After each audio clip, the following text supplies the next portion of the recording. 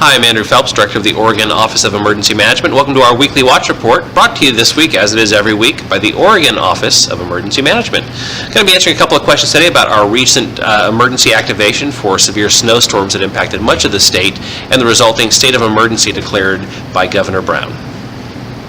Okay, Andrew, so in the emergency management community, we spend all this time networking and preparing for disasters the majority of our time. So tell us how that paid off in this particular case. Sure. Emergency management is all about relationships. I think we recognize that while we prepare for emergencies and disasters, and certainly while we respond and recover to emergencies and disasters.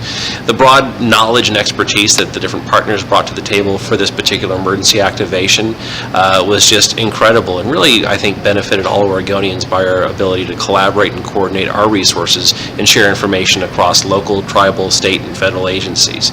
You know, we had folks from the Army Corps of Engineers, all of our state agency partners were here, and we're doing regular check-ins with our local and tribal emergency managers. So we had a really good handle early on what the situation was, and we're able to be pretty forward-leaning on meeting the needs of the folks that needed assistance. So we have a state declaration in 10 counties. What does that mean for Oregon? Sure. Well, it's kind of a couple of things that does for Oregon and the counties that were impacted. Of the 10 counties that were impacted or named in the declaration, 4 of them actually did local declarations of emergencies as well. So that really showed the impact that this weather and the storms had on those communities. Some other counties were included in the declaration due to Federal Highway Administration aid that might be available to help repair roads that the Department of Transportation maintains. I know our partners at ODOT are going to be working with the Federal Department of Transportation and the FHWA to try to bring as much assistance as possible to help get those roads back up to shape so that Oregonians can travel on them just as they did before the storms. All right, and so there was a lot of Oregonians affected by these storms, and what do you want to say to those Oregonians?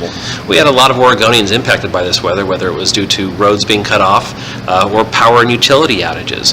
One of the things that sort of strikes me after any emergency or disaster here in the state is the way Oregonians really pitch in to help each other. We work, I think, as hard as we can to clear roads and restore utilities, but it's those neighbors helping each other, the ones that are prepared for emergencies, that we really rely on to help supplement our emergency and disaster response. And I think we saw that quite a bit during this round of snowstorms. Neighbors helping neighbors, trying to get through the storm together. And I think ultimately that was really a successful part of our response. While we were clearing roads and restoring utilities and power and trying to get information out to folks, Oregonians supported each other, and I really love to see that. Yeah, you know, this weather emergency and resulting disaster really sort of shows that Oregon's vulnerable to multiple hazards, whether it's flooding, winter storms, or certainly the ever-present threat of an earthquake and tsunami lingering just off of our coast.